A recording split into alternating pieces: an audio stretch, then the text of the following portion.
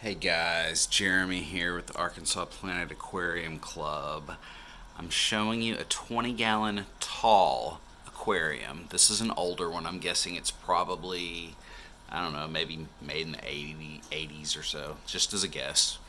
But it developed a leak down in this area, and I have scraped out the silicone from the inner portions with a razor blade.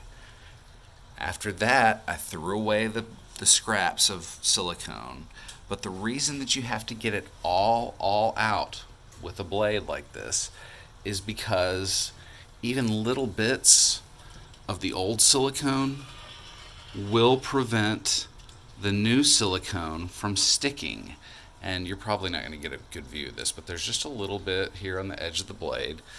And that's enough to prevent good adhesion from the silicone to glass. There's probably a little more you can see there. But I'm going to keep going around and scraping this, just like such, with a fresh razor blade if I have to. I would advise getting a fresh one. But this one's pretty good. I've got a box of fresh ones if I need to grab one. This is actually the second one I've used on this tank. But going around doing that, once I get this to a point where I think it's pretty good, I'll take paper towels and acetone. Fold it up, don't wad it up, just for demonstration purposes. You're going to clean the outside and the inside. Don't scrub. When you're using the acetone, wipe, fold it over, wipe, fold it over, wipe. The reason you do that is because acetone will kind of make a film of the old silicone. The silicone you're going to be using should say 100% silicone. It might say other stuff on it, but you're not looking for the mold inhibiting type. This is just 100% silicone is all you need to worry about. This happens to be GE brand, and it's clear. Somewhere on here it says clear, but it's pretty easy to look at. Other than that, I just use paper towels, a little bit of glass cleaner, a vacuum cleaner that I can stick in here to clean these out, and blue painter's tape. Now the blue painter's tape is a key. This is how you get a professional looking end quality result. So let's see. This is a 50 tall that I did sometime last summer. And see how there's a very straight line there, and on these other sides? That's because I used the blue painter's tape and rolled out a bit just to go on each edge. So for every edge of glass, we're going to have 2 pieces of tape. And I'll show you that. I'm going to clean this up. I'll be right back. Okay, at this stage, I'm actually doing the wiping process and trying to get the glass really clean inside and out. Sorry for the focus problems. When you're doing this paper towel has acetone. I entirely recommend using acetone. Some people use alcohol. That doesn't work as well because alcohol can't dissolve silicone. But see how I'm constantly changing which piece of the paper towel I'm wiping that with? That's for a reason. The other tip is don't lean your head down in an aquarium or a closed space like this that has something like this giving off fumes. You'll get a buzz. Trust me, don't do it. So I'm wiping this off, like I said, with the silicone, constantly flipping and folding, trying to use fresh pieces of the paper towel as I do that so I don't move the silicone film around. Then I'll be able to tape this off. So I'll show you guys when I get this. Okay, next step is here. You can see that I have used the blue painter's tape to mask off the area that I want silicone on and not the areas that I don't want silicone. So again, this is an old tank. It's got some little chips, like right there's one. It doesn't feel good. I noticed one up in the top of this corner. This is not supposed to be a rimless tank. This is a rimmed tank that is old, started leaking, and was broken. So look down here on this bottom edge. The top rim looked pretty much just like this. So before I remove the little bit of integrity that this tank still has, I'm going to silicone and brace this part of the tank. You may need to do this for your repair, you may not to. In my situation, what I'll be doing is taking some black Gorilla Tape and wrapping the top all around, and I'll probably go around like 2 or 3 times. Then I'm going to be building well, I'll show you. This guy here. This is a handmade, sorry for the dirt and stuff. This is a handmade lower rim. This is made out of L-shaped channel of whatever kind of wood that was around. Like hardware store, Home Depot stuff is where I bought this, I think. So it is cut to size, trimmed nicely, painted and sealed, so it's waterproof, but those aren't really strong. So what you have to do inside of this, because this is just a 45-degree cut and 2 pieces glued together. The silicone is the only thing holding that together. But if you put a band of tape, strong tape like duct tape, in my case black Gorilla Tape, beneath this, what you're doing is actually giving it some structural integrity by the banding. So over here, same concept. I'm going to wrap just the top edge. I'm not going to use the whole width of the tape. I'll probably, however thick this thing is. I'll measure the inside of that. And actually, gosh, I'll just show it to you. Whatever. My utility room's pretty dirty, but we'll see this thing in just a second. Here's the piece of wood. This is my scrap from the last time around. You can see it's got a 1/2 inch or so. So that's how much tape I'll be able to overlay. Can you see that? Yeah. All kinds of stuff in the background there, but yeah. About that much tape I'll transfer over here. Comes to about like that. And again, not the blue tape, strong tape like duct tape. Wrap the top, then I'll caulk it, I'll let it, or silicone it, I'll let it dry and cure for about 24 to 48 hours, somewhere in there. Shortly after applying the silicone, I will be removing the blue painter's tape. So that'll be what it is. And probably I'll even wrap the top after this has dried. But I've got to do a water test after that. You always test them to make sure that they're holding water.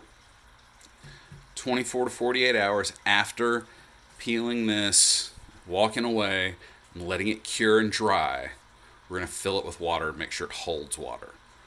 Once it does that and we're sure that it's not going to be a disaster, cool, we'll finish the rest of the stuff. After that, I'll probably be removing the lower rim and building a lower rim also, just because that looks terrible. And why spend, 4 to 6 hours on an aquarium, maybe longer, and have it look bad? So that's silly. We're going to make it look great. In this particular tank, I didn't have to tape off the lower bits of the side glass because the new rim that I'm going to be putting on is the same size as this one, and it's going to cover up the edges of the silicone. The reason we taped it was just to have a pretty edge. So, pause there. I'll join back in a second. Alrighty, tidy. Now we're actually creeping into the fun part, which is building something instead of just talking about it. So I try to do this roughly as close to one fluid motion as possible. I understand sometimes that cannot be done, but even pressure.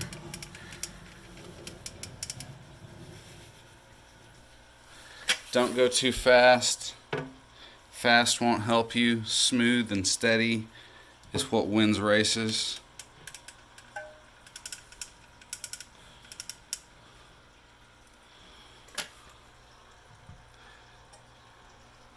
All we need is enough, not too much.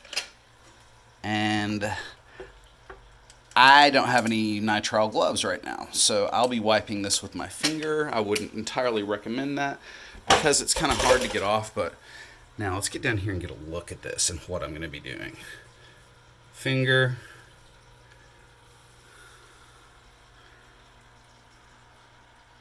Wipe. That's all I got left. Cool. I'm not going to bother cleaning my finger. It's just kind of a waste of material. And I'm pressing. What this does, if there were any gaps, we can somewhat push the silicone down into space. Sorry, my camera skills are kind of sucking at the moment because I'm actually trying to do something different. But whatever.